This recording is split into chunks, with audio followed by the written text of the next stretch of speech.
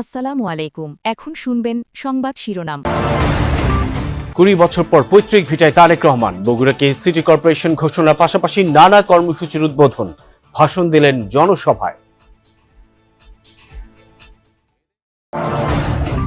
রাজধানী পাম্পে তেলের সরবরাহ বাড়লেও কমেনি যানবাহনের সারি। চাহিদা মতো জ্বালানি না পাওয়ার অভিযোগ, দেখা মিলছে বাড়তি মজুদের প্রবণতাও।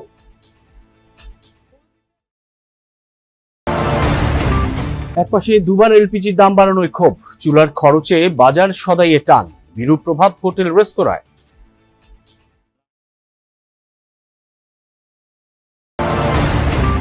কাল থেকে শুরু এসএসসি ও সমমানের পরীক্ষা, প্রশ্ন ফাঁস ও নকলের বিরুদ্ধে মন্ত্রীর কঠোর হুঁশিয়ারি, নিরবচ্ছিন্ন বিদ্যুৎ নিশ্চিতের তাগিদ।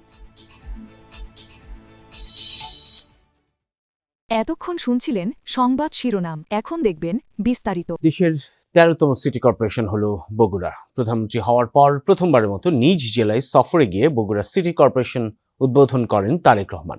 এর আগে বগুড়া সহ 7 জেলায় বেইল বন্ড কার্যক্রমের উদ্বোধন করেন তিনি। এছাড়া দিনব্যাপী নানা কর্মসূচিতে যোগ দেন সরকার প্রধান। বগুড়াবাসীর দীর্ঘদিনের প্রতীক্ষার অবসান, সিটি কর্পোরেশন হলো বগুড়া। প্রত্যাশা পূরণ হওয়ায় উচ্ছ্বসিত সাধারণ মানুষ। গত বছর সদর উপজেলার 18টি ওয়ার্ড ও শাহজাহানপুর উপজেলার 3টি ওয়ার্ডের কিছু অংশ নিয়ে সিটি কর্পোরেশন প্রতিষ্ঠার কাজ শুরু হয়। দুপুরে দেশের 13তম সিটি কর্পোরেশন হিসেবে বগুড়ার নাম ফলক উদ্বোধন করেন প্রধানমন্ত্রী।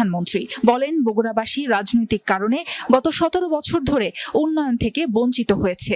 সিটি কর্পোরেশন হওয়ায় বগুড়া একটি পরিকল্পিত ও নান্দনিক শহর হবে বলে আশা প্রধানমন্ত্রীর।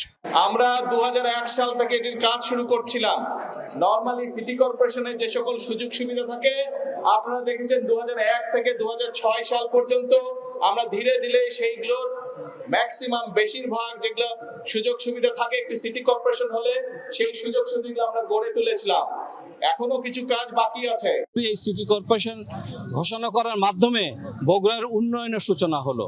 এই আনন্দ, এই অনুভূতি আসলে ভাষায় প্রকাশ করার মতো না। বিমানবন্দরটা হইলে, বিশ্ববিদ্যালয় হইলে আমাদের কর্মসংস্থানও বাড়বে, পাশাপাশি শিক্ষার মানও বাড়বে। বিগত 17 বছর স্বৈরাচার সরকার আমলে কিন্তু বগুড়াবাসী অনেক দিক দিয়ে পিছিয়ে আছে। বগুড়ার লোক কোনো চাকরি পায়নি, সব দিক দিয়ে অবহেলিত বগুড়া শহর।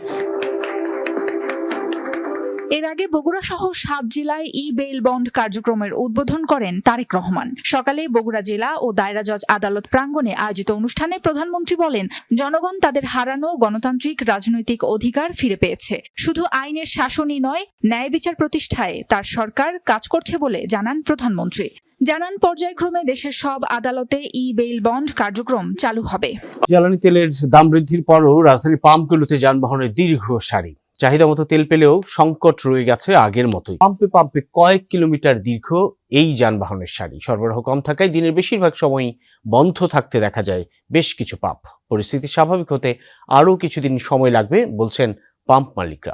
রোদে ঘন্টার পর ঘন্টা অপেক্ষা যানবাহন মালিকদের। দাম বাড়ার পরও পাল্টায়নি চিত্র। দীর্ঘ সময় অপেক্ষার পরও নেই নিশ্চয়তা। পাম্পগুলোতে সরবরাহ বাড়ানোর পর আগের চেয়ে বেশি পরিমাণ তেল নিতে পারছেন গ্রাহকরা। রাত 8টা থেকে এখন পর্যন্ত সিরিয়ালে ছিলাম, এখন তেল পাচ্ছি, ট্যাঙ্কি ফুল করে দিবে। মোটামুটি আমার যতটুকু তেল প্রয়োজন অতটুকুই আমি পাচ্ছি এখন। আলহামদুলিল্লাহ ভালো, খুশি। আগে তো 2000 টাকা দিত, আজকে মোটামুটি 30-40 লিটার মতন আছে। ফুয়েল পাসধারী মোটরসাইকেল চালকরা পাচ্ছেন 1200 টাকার তেল। তবে অনেকে আবার ট্যাঙ্কের তেল নামিয়ে রেখে আবার তেল নিচ্ছেন। ফুল দিছে, সেইটা আমার 2 লিটার ছিল, সেই কারণে আমি নামা রাখছি। এটা কি কাজে লাগে? আমার বাতের ব্যথা আছে, এই কারণে কাজে লাগে।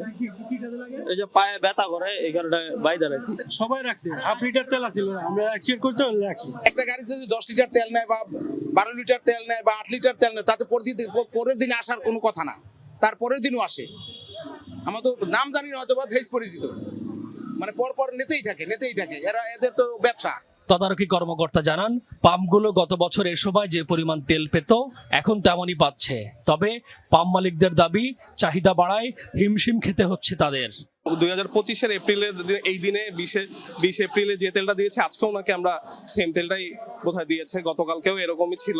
কিন্তু এটা দেখা গেছে এটা আগে 1-1.5 দিন চলতো, আজকে হয়তো দেখা যাচ্ছে এখন এটা 5-6 ঘন্টা শেষ হয়ে যাচ্ছে। মানুষ কেন এত নিচ্ছে এটাও বুঝতে পারছি না, আগে তো এরকম ছিল না। এটা আমরা কখনো ইয়ে করি নাই, যেটাকে বলে রেশনিং করি নাই। প্রথম যখন রেশনিং করেছিল গভর্নমেন্ট ততদিন আমরা মেনেছি, যেদিন যোগাযোগ মন্ত্রী বলে দিলেন যে যা চাইবে তাই দিতে হবে। গ্যাসের দামে নীরব দহন জ্বালা সীমিত আয়ের সংসারে। এক মাসের মধ্যে 2 দফায় এলপির দাম বেড়েছে প্রায় 45%। এতে অনেকে চুলা জ্বালাতে কাটছাট করতে হচ্ছে বাজার সদাই। বিরূপ প্রভাব পড়েছে হোটেল রেস্তোরাঁয়। মালিকরা বলছেন যে হারে গ্যাসের দাম বেড়েছে তাতে খাবারের দাম না বাড়িয়ে উপায় নেই। তাজিম শাফিনের রিপোর্টে বিস্তারিত। কয়েক মাস আগেই আলো বাতাসে ভরপুর বাসাটি ভাড়া নেন তানজি আক্তার। 2 শিশু সন্তানের জন্য খোলামেলা পরিবেশ সহায়ক হলেও সম্প্রতি সাধের ফ্ল্যাটটি ছাড়ার সিদ্ধান্ত নিয়েছেন তিনি। শুধুমাত্র এলপি গ্যাসের অস্বাভাবিক দাম বৃদ্ধি এমন বাস্তবতার মুখোমুখি দাঁড় করিয়েছে তাকে।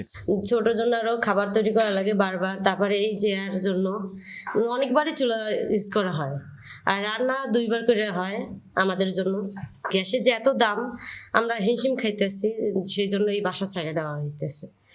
এখন যাইতেছি যে লাইনের গ্যাস আছে যে জায়গা সেই জায়গা। 12 কেজির এলপিজি সিলিন্ডার চলতি মাসে 2 দফায় 600 টাকা বেড়েছে।